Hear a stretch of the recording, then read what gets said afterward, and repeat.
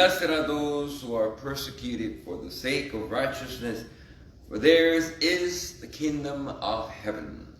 Hallelujah, hallelujah, hallelujah. The Lord be with you. And with your spirit. Reading from the Holy Gospel according to Mark. Glory to you, O Lord. Herod was the one who had John the Baptist arrested and bound in prison on account of Herodias, the wife of his brother Philip, whom he had married. John has said to Herod, "It is not lawful for you to have your brother's wife." Herodias harbored a grudge against him and wanted to kill him, but was unable to do so. Herod feared John, knowing him to be a righteous and holy man, and kept him in custody. When he heard him speaking, he was very much perplexed. Yet he listened to him. He liked to listen to him.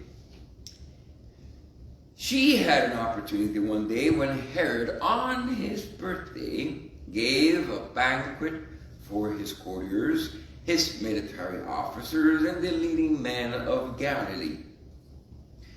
Herodias' own daughter came in and performed a dance that delighted Herod and his guests. The king then said to the girl, "Ask of me whatever you wish, and I will grant it to you." He even swore many things to her. "I will grant you whatever you ask of me, even to half of my kingdom." She went out and said to her mother, "What should I ask for?" She replied, "The head of John the Baptist." The girl hurried back to the king's presence and made her request. "I want you to give me at once on a platter the head of John the Baptist." The king was deeply distressed, but because of his oath and the guest, he did not wish to break his word to her.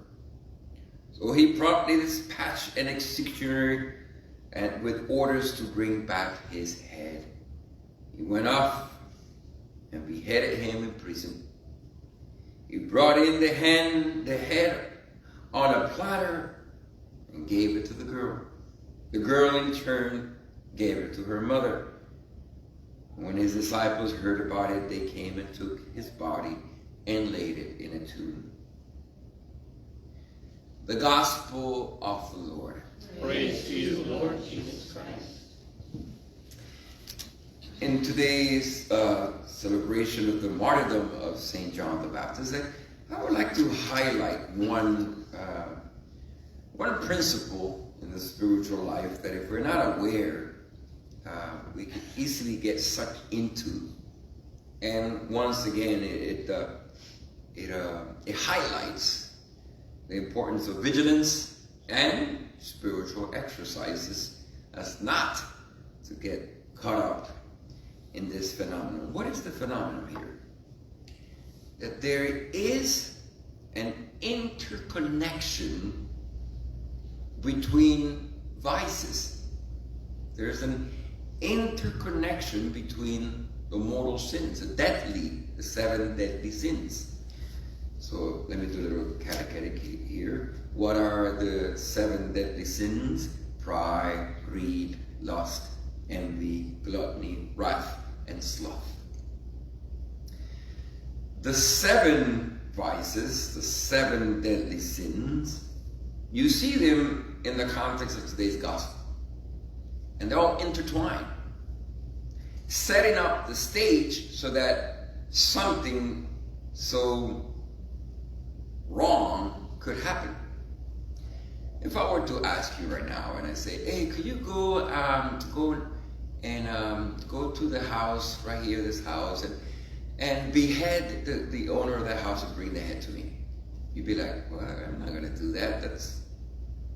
Why would I do that? But if I set you in the right context, you will do it.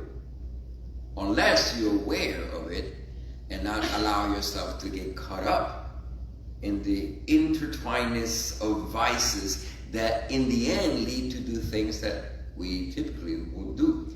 So it's like that principle of, you heard, if you take a frog and put it in boiling water, the frog will jump. But if you put the frog on room temperature water and then little by little begin to boil the water, the frog can't even tell the difference. He feels nice and warm in there, and he will be cooked on that boiling water. So the technique of the evil one is to gradually heat up the context so as to lead you into horrible sins that otherwise, in good conscience, you wouldn't do. So let's see it in the context of the gospel that we just read. First, you hear that Herod had this love-hate relationship with John the Baptist. He admired him, but he liked listening to him, but didn't like the message, and so he had him in prison. Let's speak a little bit about Herod, because already from the get-go he says that one of the things that John Baptist was telling him, speaking truth, is you shouldn't take Herodias as your wife. She is your brother's sister. Now, a little bit of context here. So, King Herod had a brother, Philip. Philip had a wife, Herodias. I'm assuming she is a very beautiful woman.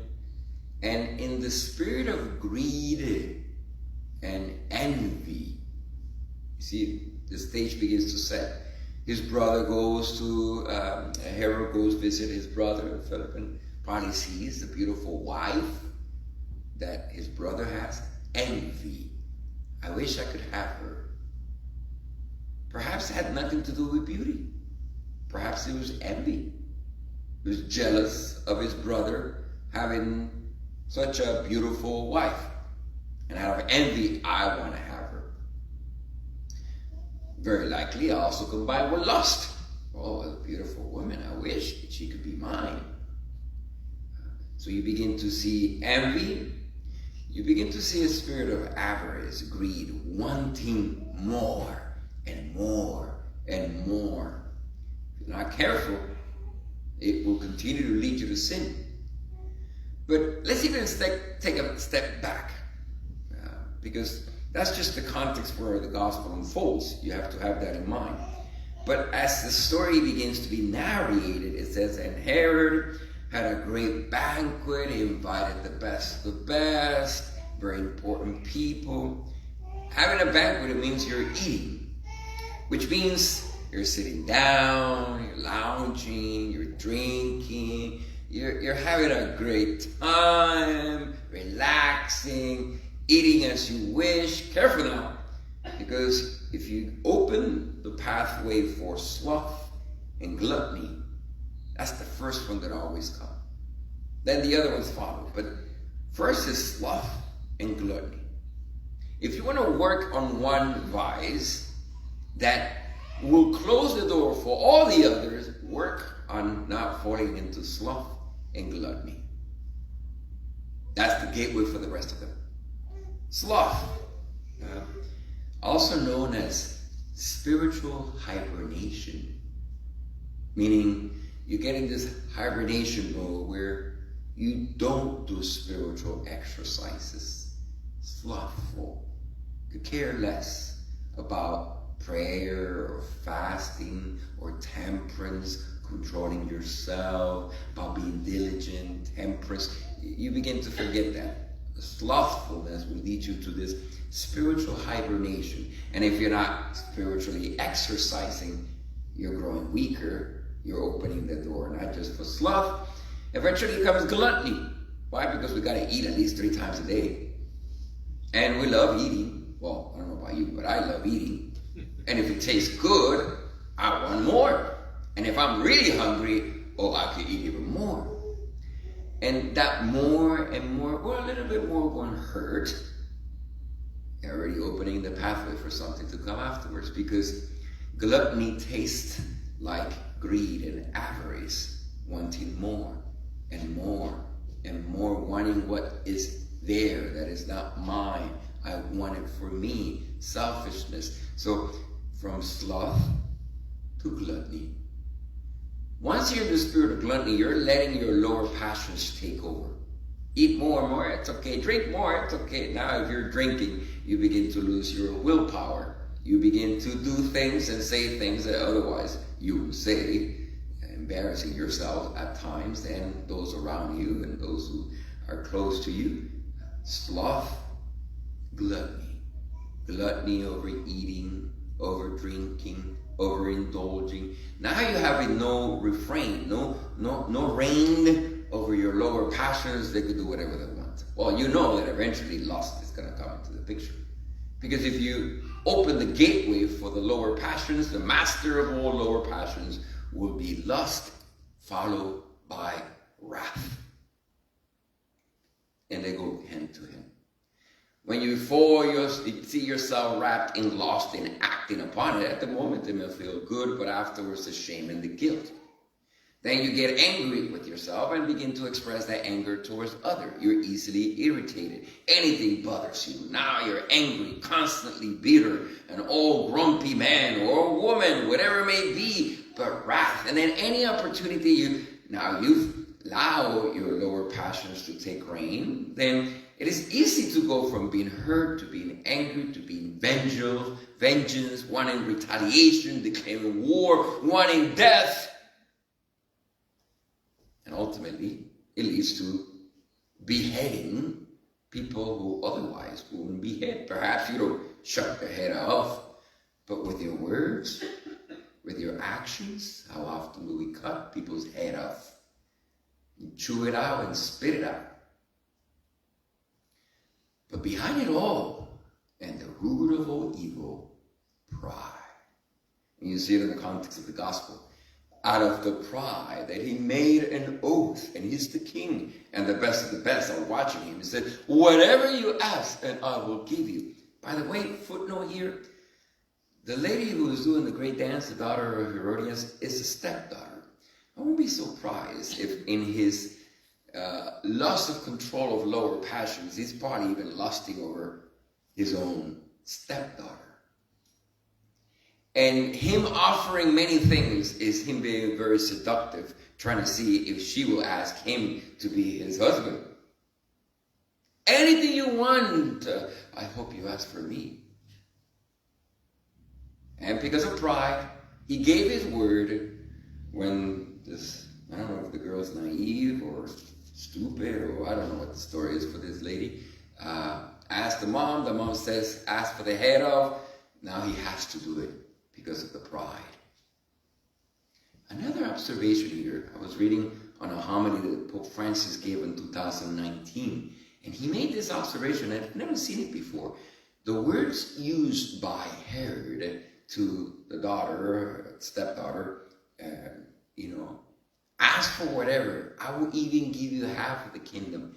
He's using the same words that Satan used to tempt Jesus Christ. So in many ways, the one opening of one vice to the other, to the other, to the other, to the other, to the other, ultimately led Herod to be possessed by Satan, to speak in the same words that Satan spoke. Scary stuff. Cutting people's heads off, being possessed by Satan. If you're scared, I'm glad. That was the whole point of this homily. Now, listen.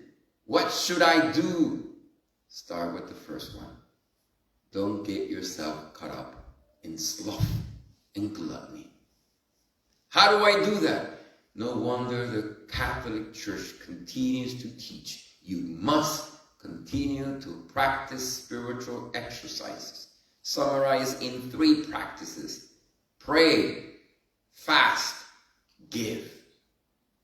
If you're not exercising them, you are little by little being set up to do something horrible that otherwise you wouldn't do, or perhaps even possessed by demons, vices, and Satan himself. So in the spirit of the martyrdom of St. John the Baptist, let us once again take on the white martyrdom of prayer, fasting, and giving, as to fight back, above all, not get caught up with the first one, sloth and gluttony, and above all, to follow the example of the great saints who grew in the virtues of generosity, charity, diligence, temperance, chastity, meekness, and above all,